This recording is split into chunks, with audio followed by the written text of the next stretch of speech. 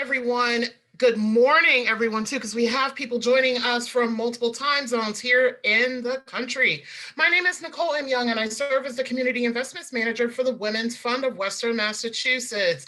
Happy International Women's Day. I am so glad that we have over 300 people joining us from as close here in Massachusetts and New England, as far away as Arizona, thanks to MassMutual's Women's Leadership Business Resource Group. Today is such a great opportunity for us to celebrate women, especially women in leadership. I want to welcome you today to our Women's Leadership Series event, Perspectives from the C-Suite, which is co-hosted with Women's Leadership Business Resource Group, which throughout my introduction, I will be interchanging how I refer to them. They are lovingly called WLBRG, and I'll also be referring to them as the Women's Leadership Business Resource Group. I would like to thank over the 300 people joining us via via Zoom today. I would like to also thank the people joining us from Facebook Live today. And I also want to give a very special shout out to the over 200 members of WLBRG for co-hosting this event and for many of you joining us today. The Women's Fund has been advancing gender equity for women and girls in the 4 counties of Western Massachusetts, which includes Berkshire, Franklin, Hampden, and Hampshire counties, for almost 24 years, making grants and running leadership development programs. Our priorities are around economic security, addressing parity in positions of power and leadership, freedom from violence, and nurturing a diverse and inclusive nonprofit community serving women and girls. It is because of our community that we are able to bring an array of events such as our Wait What series, our Amplify workshops for nonprofit organizations, leadership development programs for young women of color through our Young Women's Initiative, our programs supporting women's leadership, including our upcoming Pathways to Power, and Women Leaning into Leadership, Empowering Your Voice, which is a course offered in partnership through Holyoke Community College, and events like this one through our Women's Leadership series. I am especially grateful to the Women's Fund, as before I joined the team, I was a participant and am a proud alumna of our Leadership Institute for Political and Public Impact program.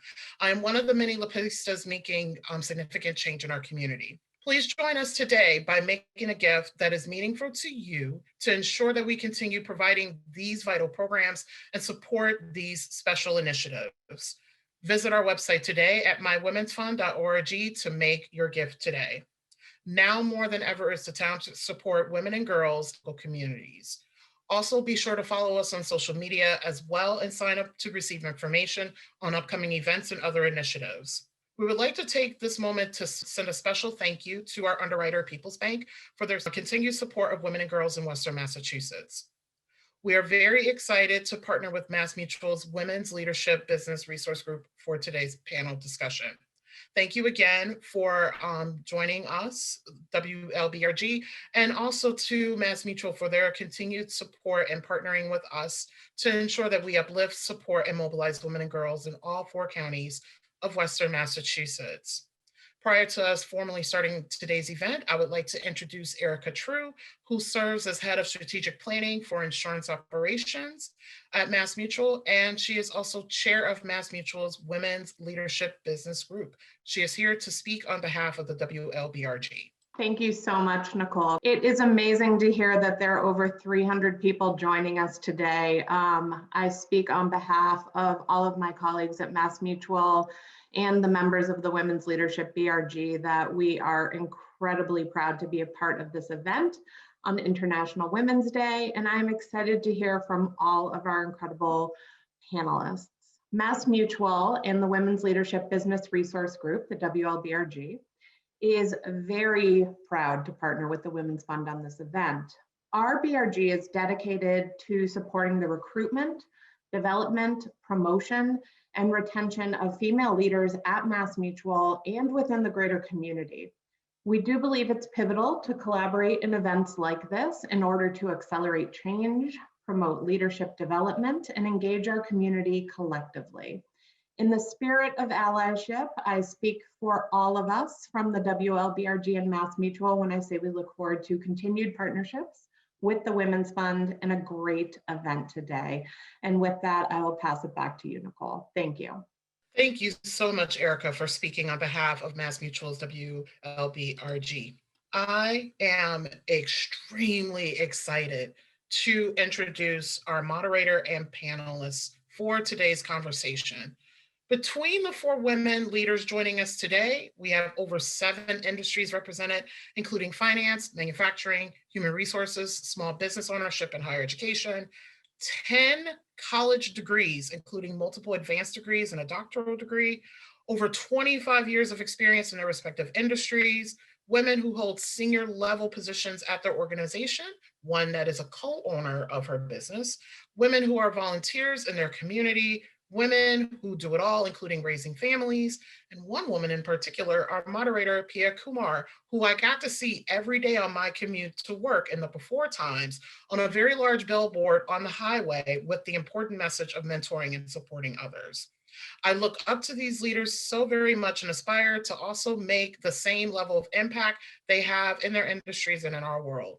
And of course, when I met all of them, I fangirled all of them because I'm just so in awe of all their accomplishments.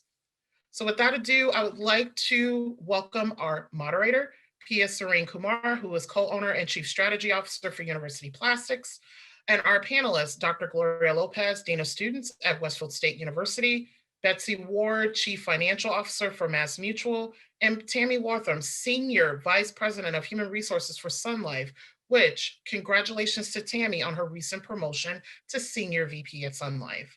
Thank you all so very much for joining us today on International Women's Day. And I would like to turn it over to our panel moderator, Pia. Thank you, Nicole. And hi, everyone. I am so excited to be in all of your company on this very special day, International Women's Day. And welcome, Tammi, Betsy, and Gloria. As I said last week, I'm personally very excited to learn a little bit more about all of you. I'm sure everybody else here is as well. So to start with, what I'd love to do is ask you, we've all seen your bios, we've all seen your accomplishments on paper, but we'd love to hear from you in your own words a little bit about the many different paths to leadership, which I think you all illustrate, right? The fact that there's many different ways to grow and to achieve. So we'd love to hear your story and maybe talk about a couple of the sort of defining moments that got you to your seat through your leadership journey. So are we going to start with Tammi?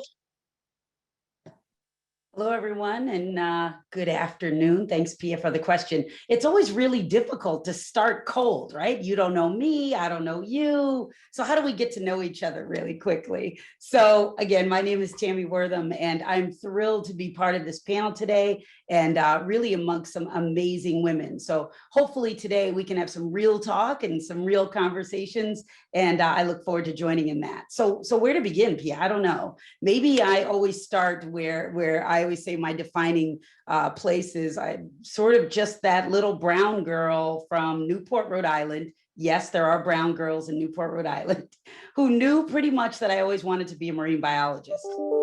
Exactly what I'm doing today, right, folks? No, wrong. So throughout my career in college, I pretty much determined that marine biology might not be the direction I needed to go in order to maybe buy a car, have an apartment. So I started on what I considered a really long career in corporate America. So yes, I actually started off as a temp employee very long ago, and then was hired into full-time, and then of course had successively improving roles in leadership, et cetera. So there are so many pivotal moments in my career, but let me give you a few, and then I promise I'll jump to where I am today. So first and foremost, I recognized that leadership was something that resonated with me right away. I wouldn't say because I always knew I could be a leader. I would really sort of resonate with the idea that I always had this skill to be able to see the best in others. So whenever we were a team or we would be working in team groups, I would always think, well, boy, this person could be great at this, or that person would be great at this. Let's all get together to be able to determine outcomes. So I found that that skill sort of as time went on, lended me to be in successive leadership positions. When I finally got to the executive level, I'll never forget that day. It was huge for me because, to be very candid, I'm sure we'll hear from a lot of people on the panel today, we don't see a lot of ourselves, right, in these roles and ascending roles in corporate America. So I never really knew or thought that I'd get there. So I did what any little brown girl in corporate America thought they needed to do, is I started to wear the mask. I started to sort of tone down a little bit of who I was. I lessened my voice a little, only a little, because I do have a loud voice. I wore more suits for sure, some pearls, anything to be able to fit into the establishment where I knew if I just follow that path, I would be able to be successful. Interesting enough, right? So that was the playbook. I had successive roles. I moved into successive responsibility, got to the level of vice president, very, very thrilled with that. And then after I checked all the boxes, all the notes, had all the experience, I remember I applied for this big job. This was the big job. As a matter of fact, I even wrote the job description for this big and fantastic job that I had. And guess what? I applied for it and did not get it. And I remember that day, because that was the day when I realized that, you know what, maybe there isn't a path that I need to take. Maybe there isn't a checkbox that I need to check in order to get to where I wanted to go. So unfortunately, I had left the company, decided to leave to go on a different adventure for a different career. And I joined the company where I am today. Now, there've been a few other companies before that, but I remember when joining this company, I said one thing to myself that was really, really important, is I said, no matter what, when I get here, I am going to be all that I am. I am not going to mute myself. I am not going to put on, okay, I still wear pearls sometimes, and I don't mind suits occasionally, but I'm going to bring my true voice to the table. And it is when I started to do that and be all that I was, I realized that that's when the success came. So that's exactly the point for me. And when I feel like I was able to get to maybe this level, or C-suite as this call comes in, but we'll talk more about that as we go on. But when I started to recognize that it was all in me and had always been in me, that's when success really came. I hope that helps, Pia. Thank you, Tammi. Appreciate you sharing that. Betsy? I'd be happy to share a few thoughts. And yeah, Tammi brings up a good point. I tend to start describing my career journey from graduating from college, but it is important actually just to step a bit back from there, because I thought I was going to be a flutist. Love to play the flute. I love performing. But my parents sat me down and said, not so practical given the number of flute positions there are in the world. And it probably is more practical to think about something beyond that.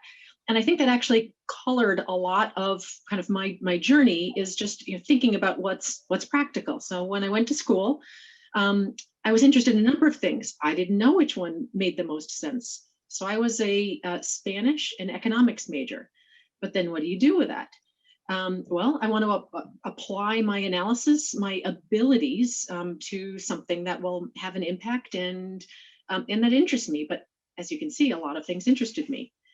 I was an intern between my junior and senior year of college. And during that internship, we were strongly encouraged to meet with executives and ask them how they got where they got. And actually what disappointed me in hearing what they had to say was a lot of people said luck. And I thought it was based on merit that they got to where they did. So I realized then, graduating from my senior year, when I picked a role, I better be practical about what role I picked, such that it would help me to not need so much luck. And what might that be? And for me, I decided being an actuary made a lot of sense, because as strange as this will sound, I would be treated like a number. It wouldn't be about who I knew, if I went to the right school. It would be about, could I pass the tests and could I perform on the job jointly? It took both. I was comfortable I could perform on the job, and I actually felt like I would be able to pass the tests. And upon completing that professional education, it was expected that then you would get a position in management. And I thought, perfect, this is a kind of an escalator of sorts. So again, I was trying to be practical. Got to that, or was just about finished with my exams, and I realized this is good. I'm headed towards management, but I think I want to go somewhere where I can apply more creativity. So just before I finished my exams, but with a commitment to myself that I would finish my exams, and I did, I went to investments and applied my insurance background that I'd gained through the actuarial program to investment clients of the company I was working with. And this was a way for actually me to then bring expertise to a team. They didn't have my expertise, I didn't have theirs, but it took all of us together to be able to deliver the services to our clients. I loved that environment where we were treated, frankly, more equally. We all were needed to be able to deliver the end product. That's the kind of environment I've just continued to thrive in.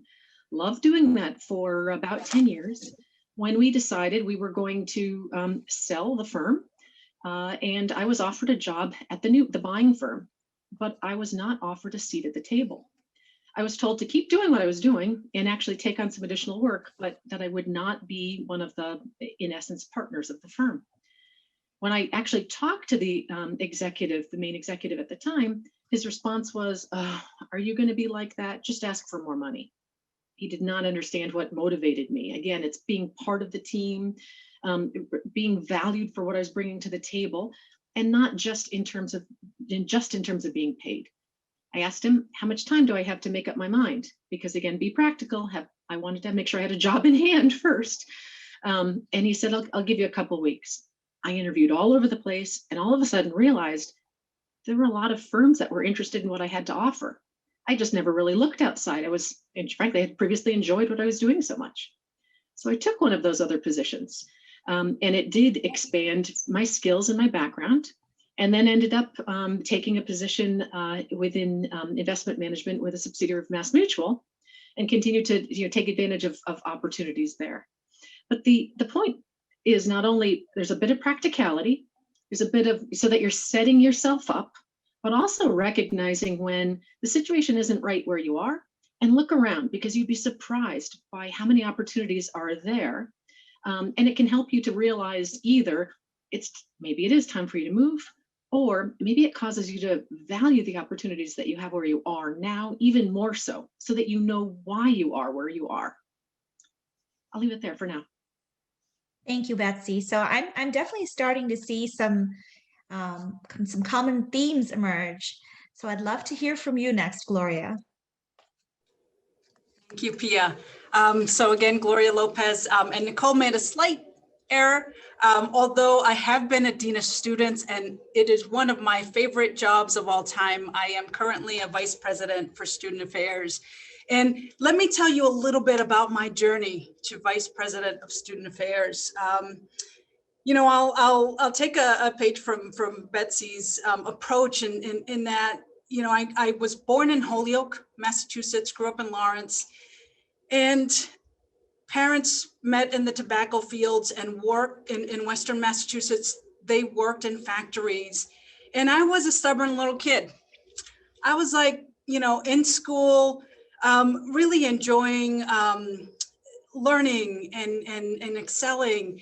And when a guidance counselor said that Dartmouth College was a reach for me, I said, it's not a reach for me, going for it.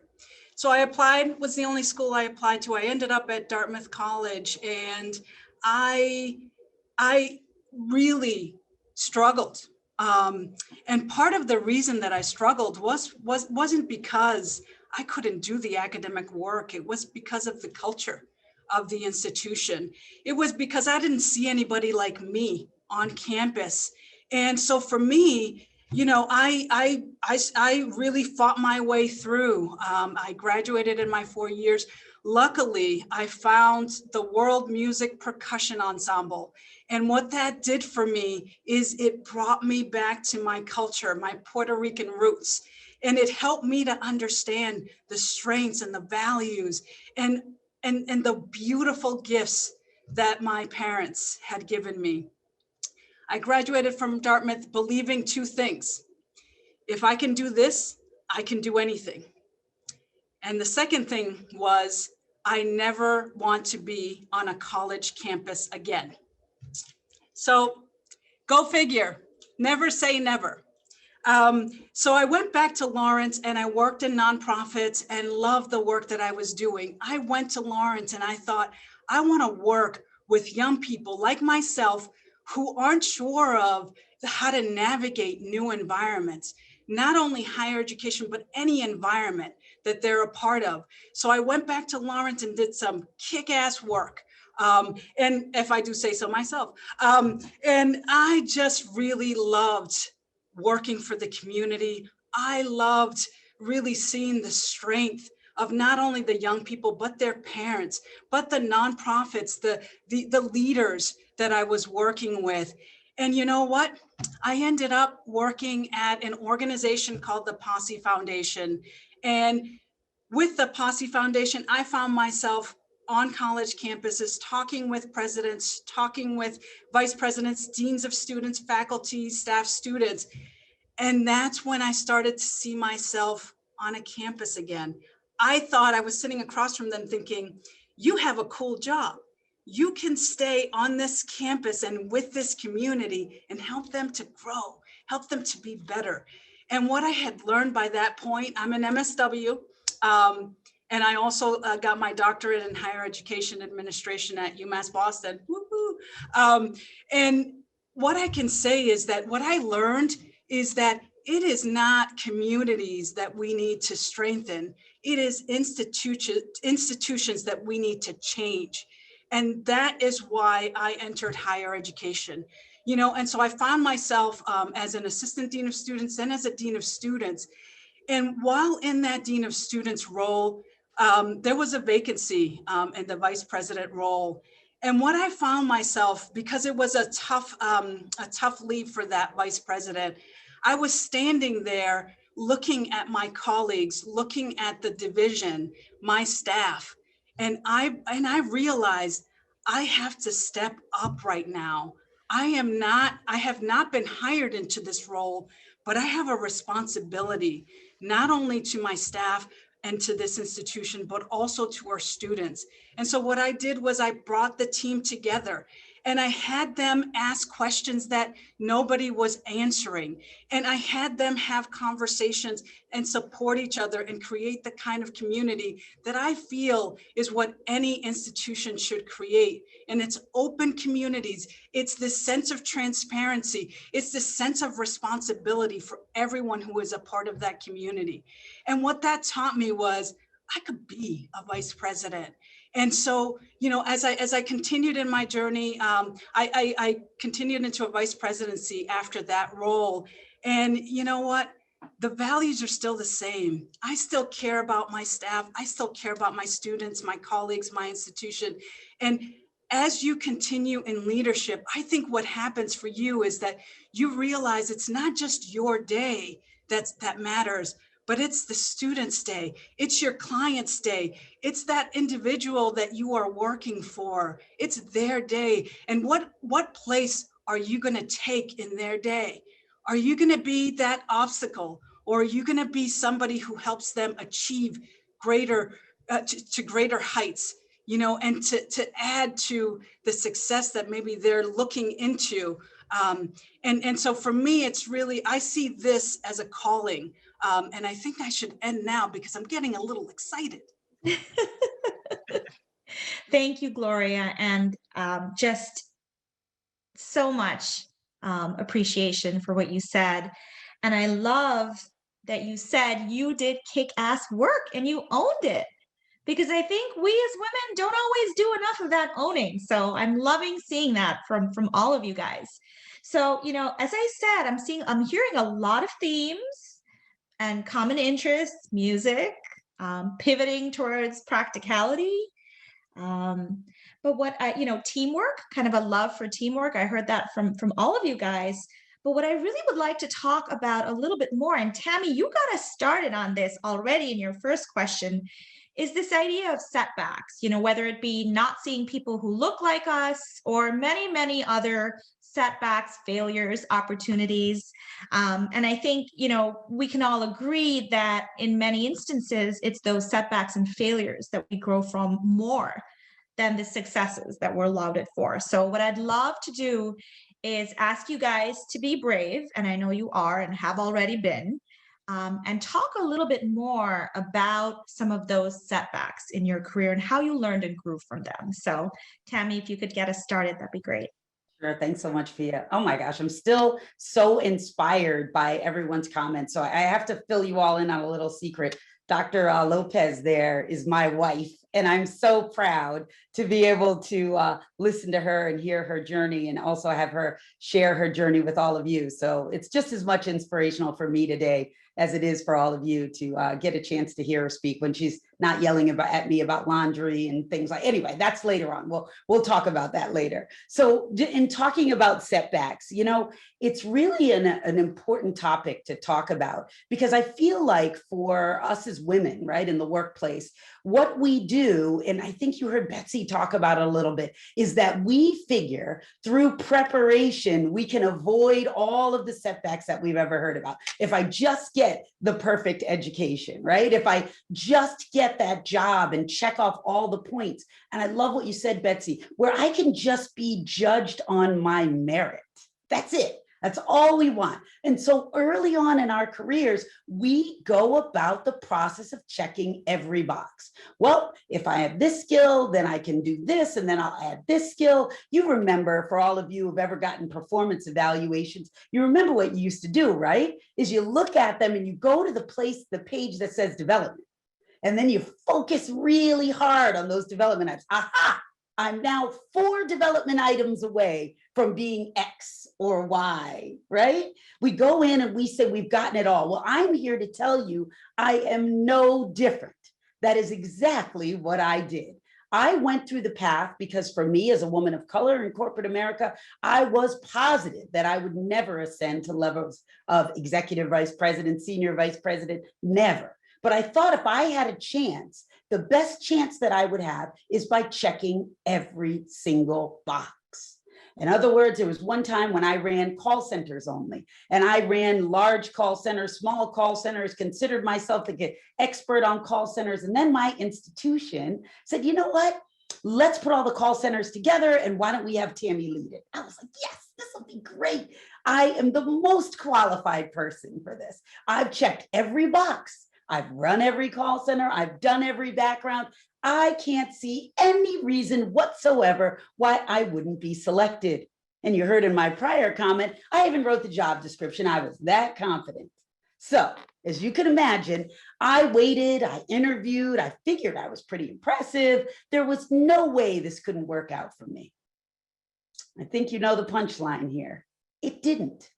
It didn't work out for me in that I got that call. The call that said, you did fantastic in your interview, Tammi, but we've decided to go with someone else.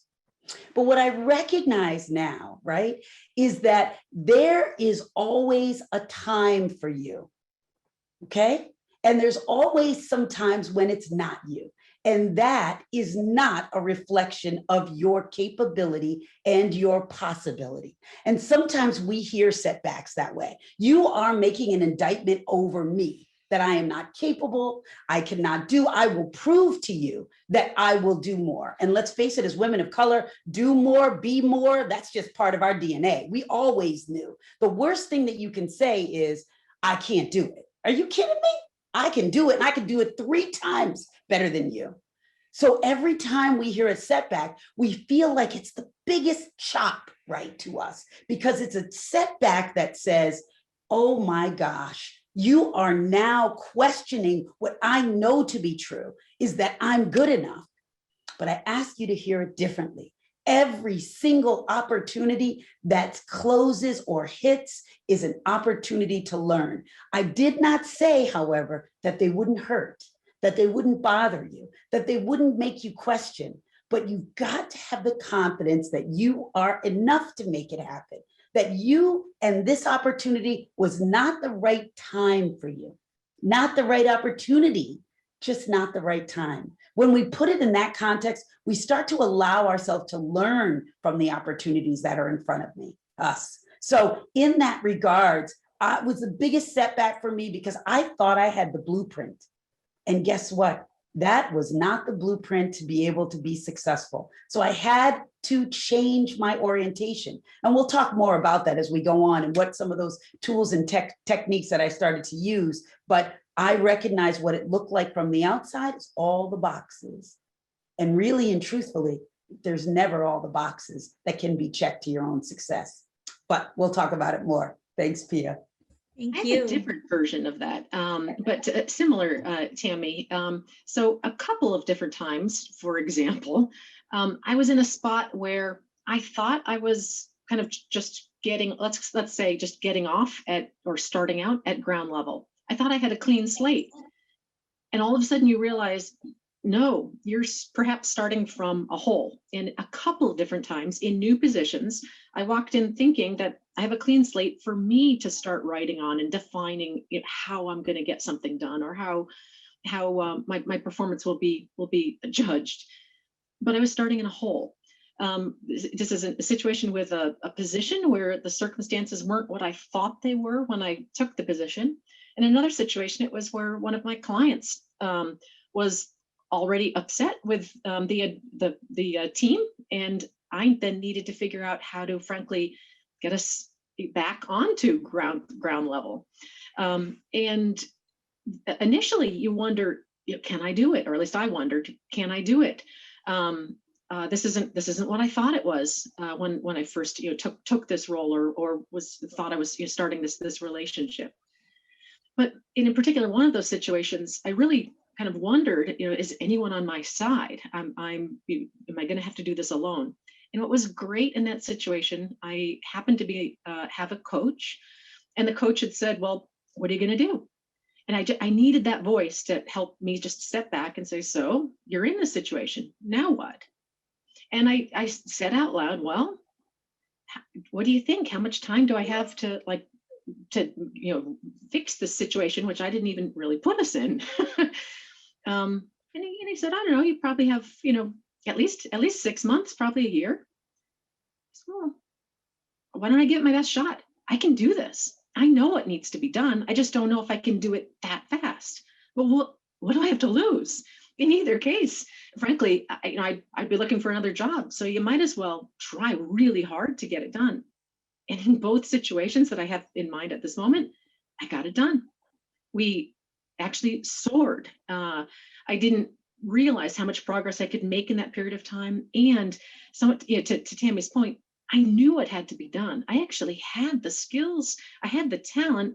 It was just, did I have the confidence I could apply it?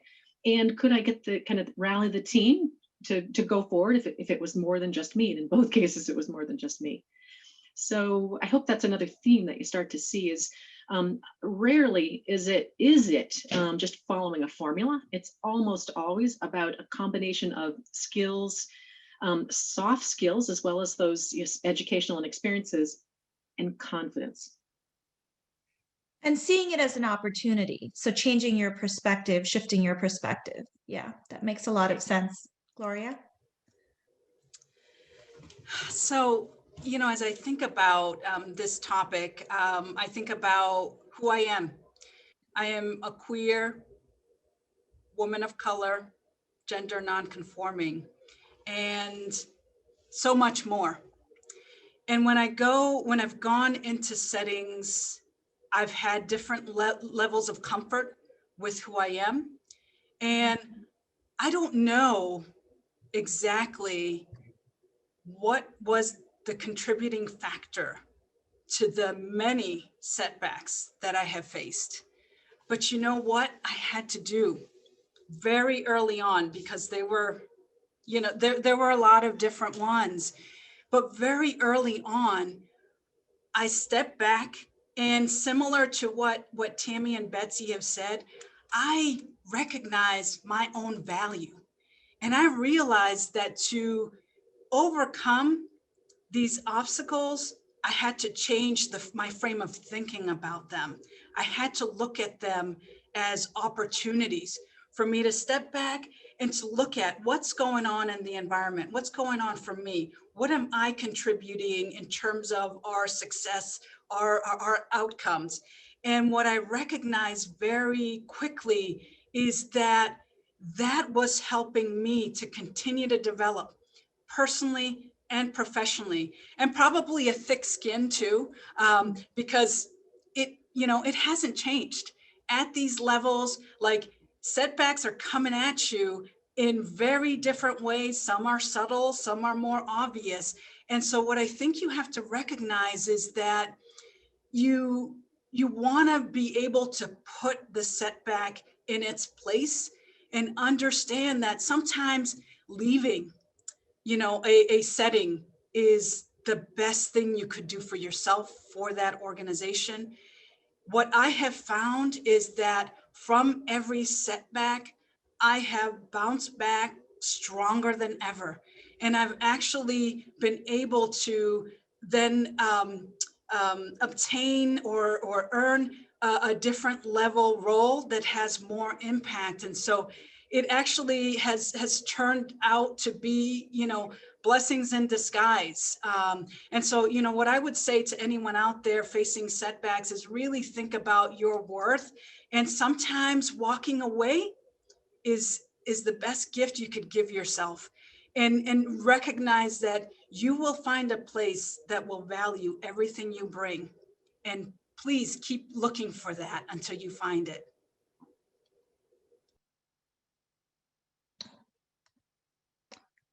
Sorry about that. Well said, Gloria. Thank you for sharing that.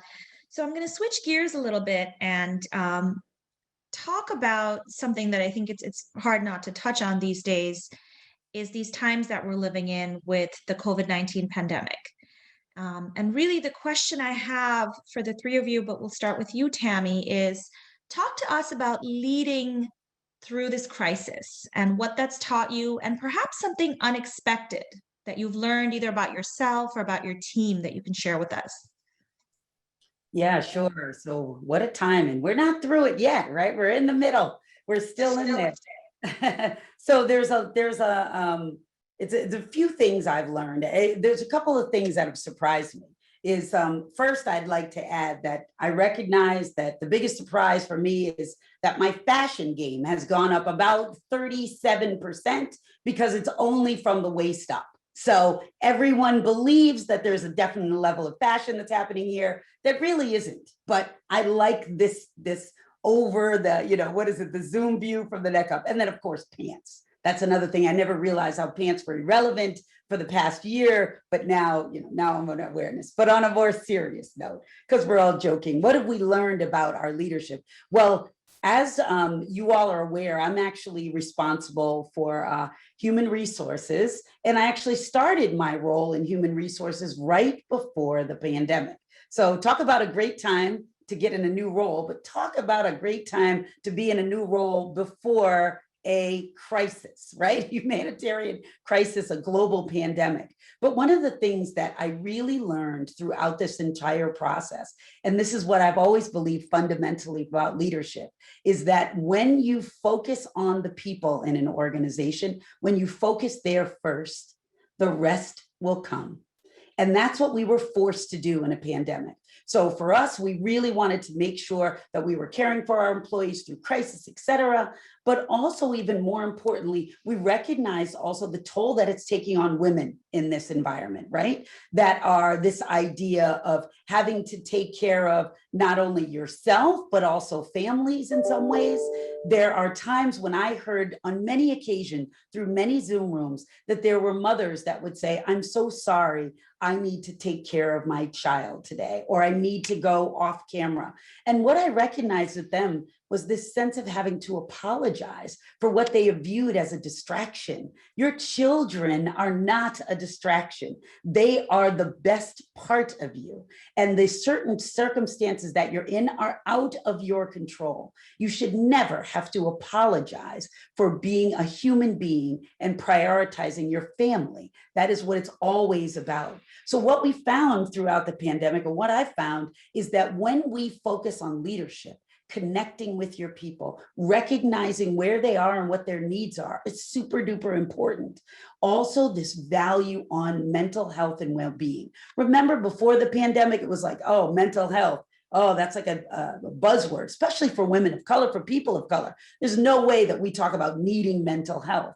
But now it's starting to become a little bit more in the vernacular. We start talking about mental health as part of well-being. How am I caring for myself? This idea of Zoom depression. I'm tired of looking at my own self and my own face all day, or seasonal, how am I feeling because of the seasons? These are all real things that affect you in the workplace. So we're starting to look at our employees more holistically in this environment, where it's not just when you come in through the doors. There are no doors to come in through. So through this box and this lens, is how we see you. And this is the person that we need to care for. So it's something that's really come out as relevant. And leaders that have continued to focus on the development, the support, the value for their people, are the ones that have fared the best in this pandemic. So that's what I would say.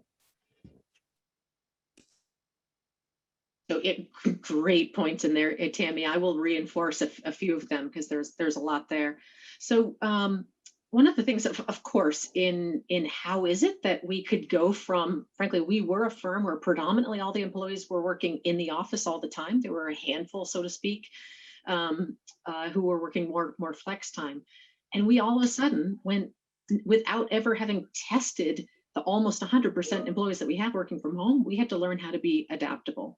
And so clearly, that being adaptable, having buffer for things not going like you expected, certainly is really important. And there's a lot I could go into there. But to Tammy's point, it's amazing in terms of kind of some of the learning, how when you're aligned as to what you need to get done, how you need to get it done, then frankly, the people part of it, it'll come together. So one of the things, a couple things that I recognized and that relate to some things that we did as a firm, I recognized that not everybody was speaking up when they were having issues and problems, adapting or dealing with some of the things they were dealing with because they weren't sharing what was going on. And so actually, as a manager, it was really important to reach out and ask more than I typically would have done in the office, because people were dealing in different ways. And so I did find that I needed to check in and be more deliberate with, okay, now who haven't I heard with? Who do I need to make sure is okay? Someone along those lines also, at MassMutual, we offered an incremental time off, COVID time. No explanation. We just recognized that it could be health issues, it could be family issues, it could be stress and Zoom time. And so you can take that time and those hours, no questions asked. And I feel that was something that's really important in, again, dealing with change or circumstances that, to Tammy's point, we had no control over, and that we needed to deal with it in whatever way for whatever our situation is. And then lastly, back to checking in with people as well as the stresses that were going on. There are some people who disproportionately were having to take on more. That could be just because they're those who get things done. And so you tend to, perhaps intentionally, perhaps unintentionally, pile more onto those same people. But in other situations, frankly, I think statistically we've seen women have been disproportionately more affected in terms of not only trying to balance work, but especially childcare, homeschooling, given hybrid situation or otherwise. And then a number of us have elderly parents who are also trying to help take care of, because what they have to negotiate or the risks that they're having to deal with, we're trying to protect them also. So you're kind of, to summarize back to lesson learned in here is managing remotely is different, and you do have to check in more, and you have to just sometimes try to figure out who is disproportionately affected by these changes. Thank you, Betsy. In terms of what I would add to what Tammy and Betsy shared, I guess, one of the big lessons learned is that Zoom fatigue is real. And it's incredible to think that just being in front of a screen and working or learning or teaching from home can be even more exerting than going in, to our workspaces or our study spaces. And so I think that's something important for us to think about as we move to post-COVID, whereas now we have some flexibility around working and learning and teaching, but it's also thinking about how do we continue to protect our faculty, our students, our staff, our employees, our clients in ways that acknowledge that that impact. And I would say that another key piece that I have, or that has really stood out, is the critical importance of a communication strategy. We were making many different types of complex decisions, and not always having a set communication plan or even a time frame or a timeline that really helped our students and families and staff and faculty to have time to respond. Like, those were critical pieces of challenges that we experienced last semester. And I imagine that for all, businesses, all industries, that really considering how you make sure that those pieces and the impact of information coming too late or not coming early enough, the impact on the communities, the people that we serve. And I would say lastly that as an introvert, I thought, whoa, I won't have to go to 25 events and I'll have all my meetings from home. Like, yes. And I realized, even as an introvert, I love people and settings and crowded spaces. And I can't wait for that. And so I think it was a nice lesson learned for an introvert who likes some quiet time too. Well, hopefully you won't have to wait too much longer, Gloria. I think there's positive news out there. There's, positive news about vaccinations. So hopefully that's the case, and definitely appreciate that perspective. Betsy, I love what you said about over communicating. I felt like not only was I doing that, but I was asking my management team to do that, because so much is also changing so quickly with all of the uncertainty. And I want to go back to something that all three of you touched on in different ways. The fact that, women have taken on this sort of disproportionate weight during the pandemic, but that also we are not always the most mindful of self-care, right? Because we are the caregivers, we're the nurturers. So what I'd really like to ask is, talk to us about self-care. What do you guys do? How do you prioritize it? What are some of your rituals?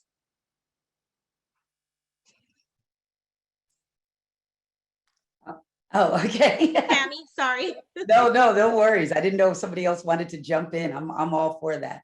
You mean, besides Netflix and working out? Like, I wish that I had something monumental to add. No, I really think, I'm glad that you pointed this out, and I'm glad we actually are taking a pause point to talk about it.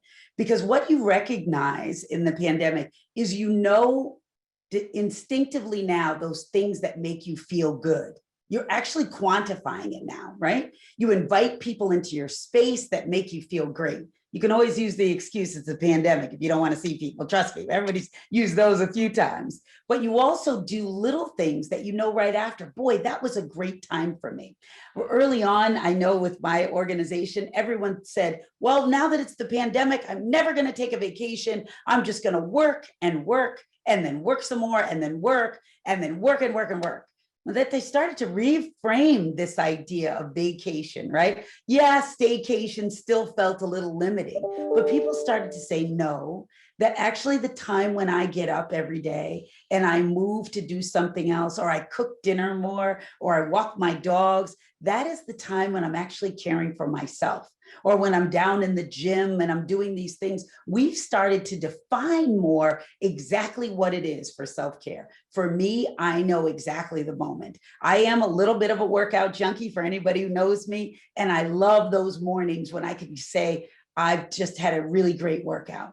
But I also love that time when I get a chance to walk my dogs and they're just running around in the yard and they're just playing like nothing matters, and it calms me. So that's another beautiful thing. And I've learned to appreciate the moon and the stars, as well as the sunrise, all the things that for so long as I rushed around everywhere, I never took a minute to appreciate. So self-care is actually not a prescription. It's really you understanding what works for you and really noting those moments where you are recognizing that effort and that energy is actually making you be able to give more. It's fortifying you. So I'd love to hear what Betsy thinks about this. Thanks, Tammy. And so I'm one who first in the beginning, when I heard we were going to need to work from home, I thought, great, I can go to the gym more. I'm going to be able to exercise more. I'm going to be able to, I won't have that wasted commute time. And then, of course, everything locked down. And in the beginning, frankly, with that lockdown and where we didn't really know what was going on in terms of how to protect ourselves enough, I was one of those people who threw myself into work. We were trying to figure out scenarios, to figure out the range of what if this, what if that, what would it look like? And we spent a lot of time on that. And we were in the middle of a big transformation, changing organizationally and operationally. And we still were going to get that done, even though we were in lockdown. So I threw myself into work, and I did a little bit of exercise here or there, but I really, frankly, really scaled back, partly in the name of protection, but also partly in the name of where I was feeling value was at work, and I wasn't interacting with people the same way. I found probably in the second quarter that this was going to go on for a while, and I recognized I was falling into a bad habit of working too much. And so I needed to be more deliberate in self-care, and I needed to make time for myself around exercise, but also for me, it's really important to interact with family and friends. But how do you do it in a pandemic? Well, summertime, outdoors, and do it while you can. So I did, and then I figured out how to going forward. So I actually was one of those who needed to step back and realize that I had fallen into a bad habit around work, and then figure out how to make it work given kind of the constraints on lockdown and what was safe and what wasn't. But it often, that old kind of saying that you have to kind of repeat something for 30 days to make it a habit. It's true. And sometimes those habits are good habits in terms of self-care. And so I just encourage people to think about how you can change your schedule. And to Tammy's point, saying no is okay. Working on nights and weekends is not sustainable. And so you just have to say no and recognize that you're the one who's going to look out for you. Thank you, Tammy and Betsy, for bringing up some really great points on self-care. I would say for me that part of my self-care was, also stepping back and valuing those walks with my wife and our dogs, and looking. I actually bought a telescope that I have to use a little bit more often. But it's really thinking about, how do we enjoy the moments, those small moments that we have that are so meaningful and valuable. And if anyone knows me, they know how much I love my parents. And so I make sure that at least once a month, I head over to see them. And all we may be doing is sitting in their living room, watching a novela and gossiping about everybody. But that is refreshing for me. It really just it is time that I will never be able to recreate. And so it's priceless. And I would say that one more thing that I've recognized about self-care for me, and it's, I love the work that I do. I love students. I love campuses. I love my colleagues and being around them. And so part of my self-care during the pandemic, because it's been an option, is that I've gone to campus at least a couple times a week. And I love, the small conversations, how we're dealing with COVID and our parents and other things. And also seeing students on campus. We have a small number of students on campus, but seeing them engaging and enjoying the campus has been part of my self-care too. And so, I encourage you all, as Tammi and Betsy have, to find those things that really, really help to rejuvenate you, help you to, get your batteries recharged, and make sure that you're making space for that, because that's just as important. And a workout, a few times a week is not too bad either. Thank you, Gloria, for sharing that. And I can so appreciate finding a little bit of home and making that your self-care. And you talk about novellas. For me, it's Bollywood movies with my parents. So there's bad TV in every culture, and sometimes that's the best thing. That's the best remedy. So, this has been such a great conversation. We have one final question, and then I'm going to turn it over to Nicole, who's going to take some questions from the audience. And speaking of Nicole, my question really is around this phrase, lift as we climb, which is something that Nicole introduced me to. And it dates back to the women's suffrage movement. But, really, I wanted to ask how you interpret that idea of not just leading, but lighting the path for those that come behind you, lighting the path forward. So who are your communities and your mentors who have helped you climb? And what advice do you have for others who are trying to make their way?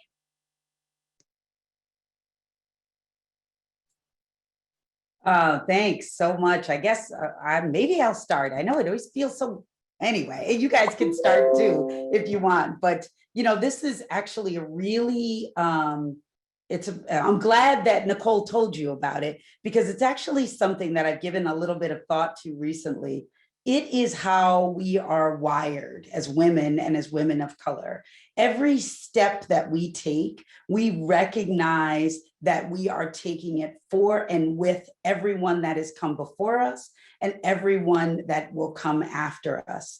Every step of how we think about making a difference, we immediately envision, I don't want it to be harder for the next person. I don't want them to have to deal with the struggle that I have dealt with today. And I thought about that as an interesting thing, because it is hardwired, right? I never went to the Lift as We Climb class 101, right? Or someone sat down and says, you need to remember that when this happens, once we reach a point of overcoming our own internal fears and recognizing that it is all of our strength, the strength of the women that have come before us, we begin to be empowered to do that for others. It is our superpower. And you can see it in so many of us, so many opportunities, from our grandmothers that are telling us stories to our colleagues that run nonprofits and organizations, to being able to be there every day and say, I can witness someone who has put themselves to the side to help others. And I am so lucky to have so many incredible women in my community that do that each and every day. And I honor them. I know women who have that through the networks that they have, they've brought up others, they've connected people, they've started new careers, they've given new opportunities. They have all done that with their own power, with their own being, not with title, not with dollars, not with a clear path, all because that is what they believe is the most important thing about success. So that lift as we climb is just who we are. And it is the one time and the one thing that I am so proud of. And I've said in earlier today, this is my goal to say Black Girl Magic as many times as I can today, because it's International Women's Day. But I have seen that magic, and that magic exists when we say it is not enough for us to step forth alone, but it is the power that we have to bring others with us and to pave the path for us is where the success lies. And that is something that I feel super passionate about. So I'm really glad that we have an opportunity to highlight it today. Thank you, Tammi. I'll just add something along those lines. Back when we were talking some around setbacks, as well as when I think about what is it in terms of a network for going forward, it's so much about, one, knowing you're not alone. You're not alone because people have probably dealt with similar challenges to what you're going through before. They're probably going through it now, and they will be in the future. And so how are you helping them to deal with what you've already experienced? It may not be exactly the same, but you can provide that advice. An example, when I was kind of going through some challenges that actually were completely work related, but I actually thought they were potentially like, is it the way I'm trying to go about this? Actually, it was a professional group of people who were in roles similar to me that we got together in a roundtable, and I realized, oh my gosh, there are people of color, there are white men, there are women, and we all are dealing with the same challenge. And I needed actually to recognize that that was going on. In other situations, it 100% has been more of a typical women's challenge that I'll be having, and frankly hearing about how other women have dealt with it, or how they support me in dealing with it, no matter what their industry.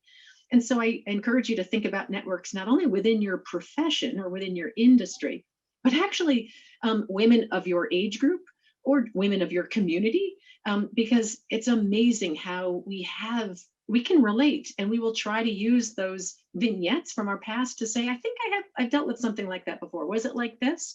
And sometimes you frankly just need a listening ear to help you to think it through. I'm one of those who sometimes likes to think out loud, and I count on my networks to help me think through it. I was working in higher education when I saw a lot of colleagues of color leave our institution because they weren't being supported and they were struggling within the environment. And I had a conversation with one of these women of color, and she said, as women, we go into settings and we try to play by the rules of that setting. And what we have to do is we have to play by our own rules in those settings. That is when we will win. After that conversation, she gave me a book to read.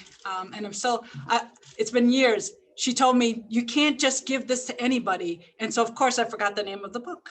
But I read that book in one afternoon and I put it down, and I was in my doctoral program at the time, had worked on a dissertation topic for 1 year. I put that book down and I changed my dissertation topic. I said to myself, if I do not work to change these systems of oppression, I will be complicit in helping them to continue. And so I changed my dissertation topic and I started looking at this framework called Community Cultural Wealth that Tara Yasso created in, I think, 2005. And what it said is that communities of color have different forms of capital than the ones that are generally recognized in traditional settings. And so I looked at, there were about 5 different forms of capital, and those were the strengths that our communities give us in settings. And so I did my study. I interviewed Latino college presidents, and what they told me were stories about how their parents taught them values and strengths that helped them to ascend to leadership roles. And I tell you this because in my community and my communities, it is that strength of togetherness, of really thinking of ourselves as familia, as family, that we are intertwined. Our success is intertwined. And so for us to succeed means that our neighbor succeeds, our colleagues succeeds, our students succeed. And so lift as we climb, as Tammy said earlier, it is part of our DNA. It is what we've been taught. It is what has helped us to get to the places and the spaces that we are now in. And so for me, it is part of the way that I honor my parents, the way that I honor those that came before me. You know, I have no choice, and I don't want a choice.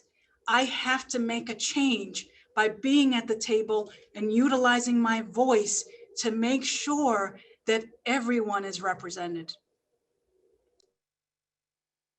Thank you, Gloria. Thank you so much. Wow. Like I was sitting here taking notes the entire time. Like this was, I think, one of the best ways to spend International Women's Day, but also to a great supplement to my own education as I am right now in a doctoral program in leadership. So the questions that we have for today's question and answer panel is a really good segue to continue the conversation in terms of the lift as we climb. Many of the questions that we have would be some that would be generated through conversations of mentor and mentee. So one of the first questions that came through that I think is extremely relevant to members of this panel, given all of your intersecting identities. Betsy Ward once mentioned that it was important to stay true to yourself and keep your identities especially when there are so few of you in terms of women identified people in leadership roles. What advice do you have to women professionals, especially those with intersecting identities, on how to remain authentic? I can start. It's hard. I think it is so critical to find community where you are. Sometimes at these levels, it can be lonely. And so part of what I do is I do look to others who connect with me in different ways, in different parts of my identity, to talk about whether it's the experience or the challenge or the opportunity before me, and to really think about what can we learn from each other and how can we support each other through changes or through challenges. But definitely it is constantly for me, because there was a certain point in my career, early in my career, where I felt like I'd had to check parts of my identity at the door. And I continue to work to make sure that I don't do that. But I'm still in male-dominated spaces. I'm still in predominantly white spaces. And so for me, it is a constant battle. It's around, and battle, it's not always like that. It's figuring out, how do I strategically insert this? And what conversations do I have before the meeting with my allies so that they're bringing up the issues? And then calling them on it. Holding them accountable. And if there's a sincerity there of them being allies, like they will listen and they will try and work differently and provide that support to you. But it's a struggle. And what I always say is pa'lante. That's great. Somewhat similarly, in a different angle. So I think it's important to always remember that you are in your role because people want you in your role. Said differently, you were hired into your position to bring all your experiences in education to the table to help with the decision making. So while you may be at the table for that reason, you also have to understand, well, what is the culture that's at the table? And so bringing all of yourself into that room doesn't mean that I necessarily get to do it and say it my way. I have to recognize who else is in the room with me and that they have to bring who they are too. So for example, when I have traveled to Japan, there's a way to raise issues and to negotiate that's different in Japan, given all the people that are at the table with me. Well, same sort of thing. I have to recognize that if it was a group of women, we probably would go about negotiating one way. When I'm the only woman in the room and it's all men, and let's even say, imagine that it's all men who are from Wall Street. So we're all like there's a certain way of communication. That's okay. I have to recognize that. And yet, if something isn't right, I don't understand. It's my job to make sure I understand and that I'm good with the decision that's made. So I actually do feel that burden of I am in this role. I have to be comfortable with the situation that we're in. And so if I'm not, I absolutely will just bring myself to the table in terms of I'm not going to feel bad about it. I need to understand this situation, and you're going to have to go back and explain, even though everyone else in the room says that they get it. And almost always someone afterwards will say, I'm really glad you asked that question. It didn't feel right to me either. So I just encourage that probably if you feel that there isn't something right and you're perhaps uncomfortable about raising it, you need to raise it because there's someone else in the room who almost always is uncomfortable too. And that's where you lead and be authentic. Yeah, Betsy, I agree. There's so much intertwined in both of the points that you and, Gloria have made. This idea of bringing your authentic self and what does that mean? And how do you use that to influence in the spaces that you are? It is challenging. You heard that, right, from Gloria. And I do think, you'll hear about it in different ways and different angles. So I'd like to believe, all the time, like, that's it. I'm here. It always was because all these years of experience. But there's this little voice sometimes in my head, Betsy, I need to be honest, happens for women of color a lot. Like, should I really be here? Or is this like a little bit of a fluke? Or was this maybe it was a little bit of luck or something? And it's because there's so few of us to recognize or model ourselves after. So because of that little voice that says, hey, you know what? You might have just slid in here in the one spot that was available to this and that. You start to mute your voice because you worry that one spot is fragile. It's fragile. What happens in an ability to speak up is called comfort. Right? You want to be the person that speaks up, but what needs to start before that is comfort in the space you're in. Okay. So let me give you the example of what happens for me. I go to an event and I'm like, oh, is this International Women's Day? Am I a women executive today? Oh, wait a minute. It's Black History Month. I better be the Black woman at the table. That's right. Oh, wait. That's right. It's Pride Week. Welcome, Tammi. It's Pride Week. So which one do I need to be today in this room? And guess what? Every other day, regardless of a day or a month or a year, I am Tammi, who happens to be all of those things all together. And how that packages is my superpower. That is it. That is all that I am bringing to the table. And for some occasions, when you don't see yourself in the room, you wonder if that superpower is going to get you to defeat the villain, or is it going to be a little bit too much for the room? So you adjust and you sway and you move a little.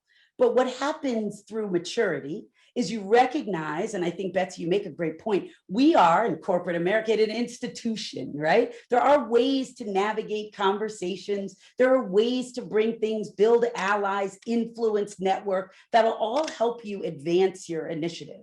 Sometimes for people with multiple identities, you might have to recognize where that place is for you. But please, please, please, do not believe that it is through the suppression of any of those that success will come. It means you take it all in and you dial it down a little bit here, you turn it up a little bit here, you become super fabulous here, and then sometimes you just sort of let that stuff flow. There's been many, many times where I believed that this was happening to me just because I was the Black person in the room. And I looked around the next day, I'm like, wait a minute, same thing's happened to that white dude right there. It did. It actually did happen. It wasn't always the case. But guess what? There are some occasions where it was about me being the only Black woman in the room. Tammi, you're just so passionate. We love your passion and your energy. Now, you want me to run a business? Well, let's think about that. But I love that you're passionate, right? So those are sometimes the words and the languages that you've got to start to use as your own superpower to craft whatever armor and whatever, new knives and swords or whatever you need to be successful in the environment you're in. But don't do it through suppression. Gloria says it beautifully. Dr. Lopez, I'm sorry, I'll call you Dr. Lopez formally. Dr. Lopez says it beautifully. Everything that our parents have given us is all that we need.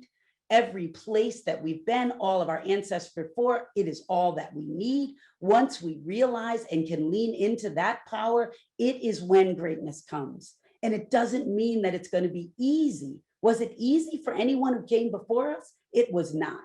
But is it worth it? That's the question you need to ask yourself. So that's my thought and how I think about intersectionality.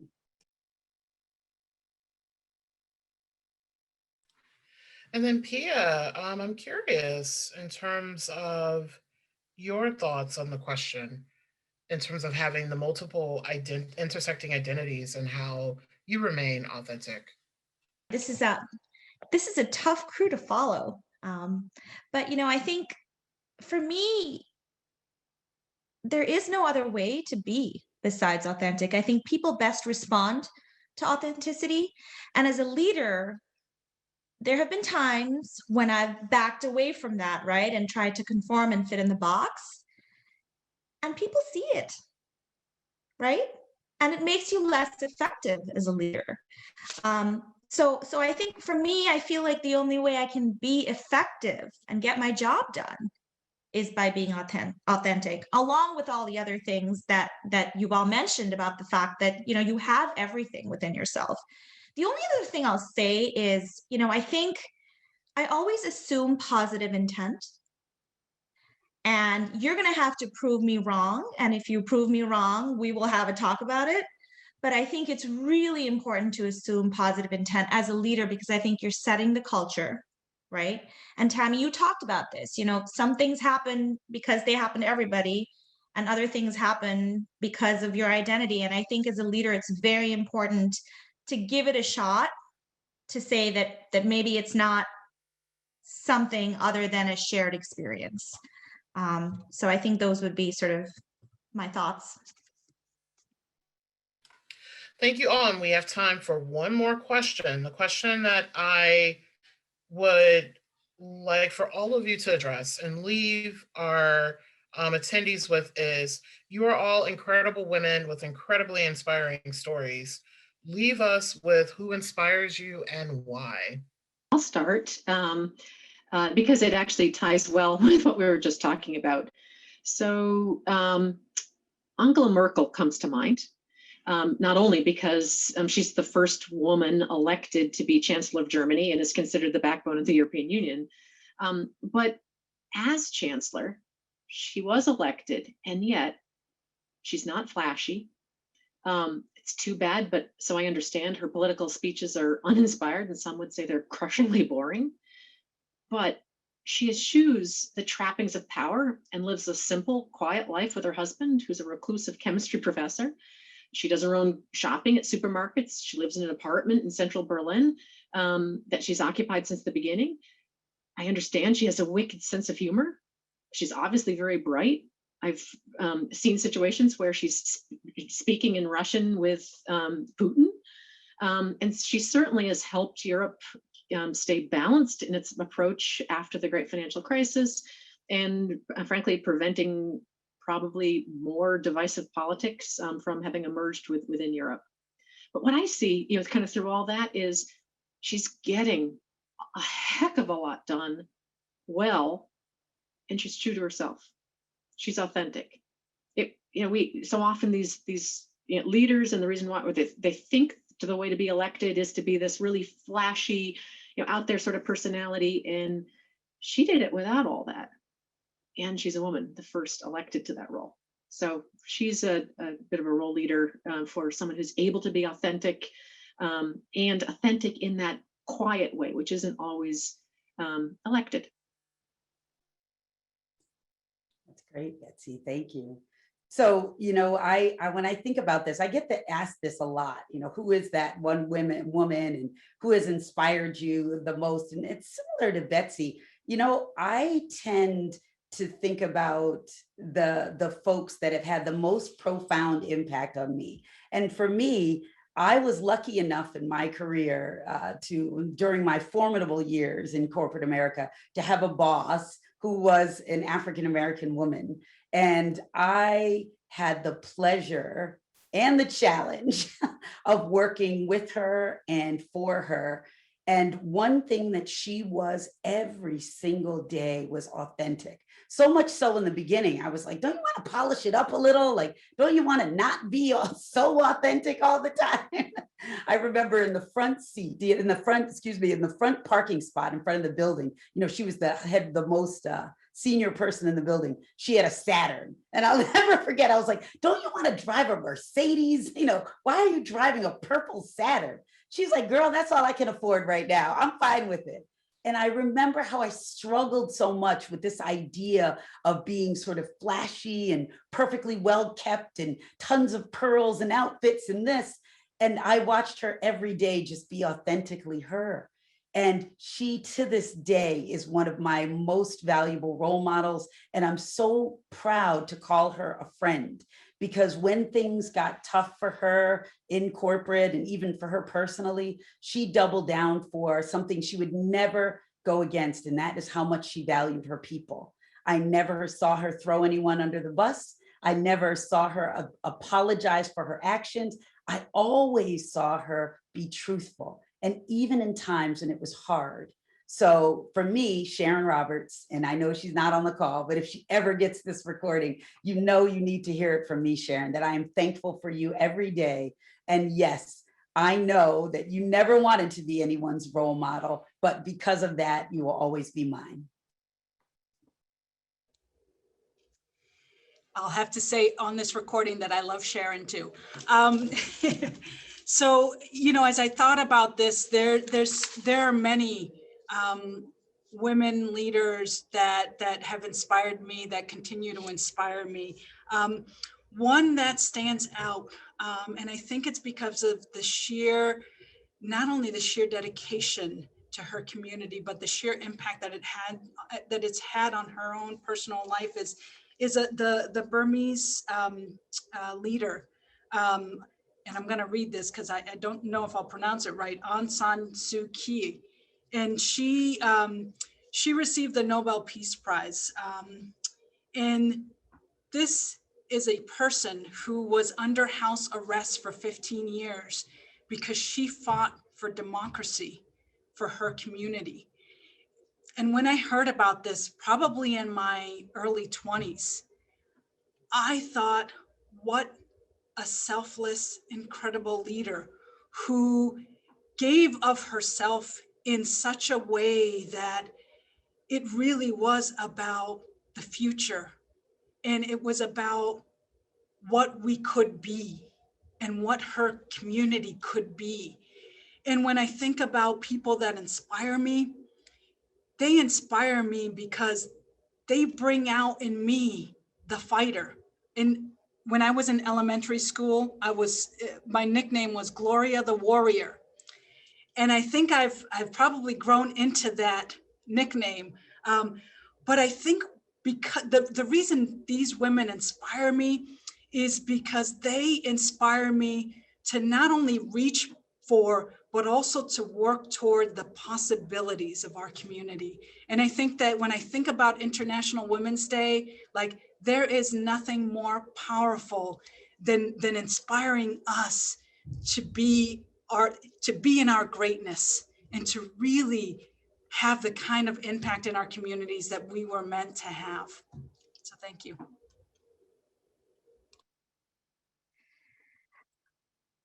I think I'm most inspired by my women employees.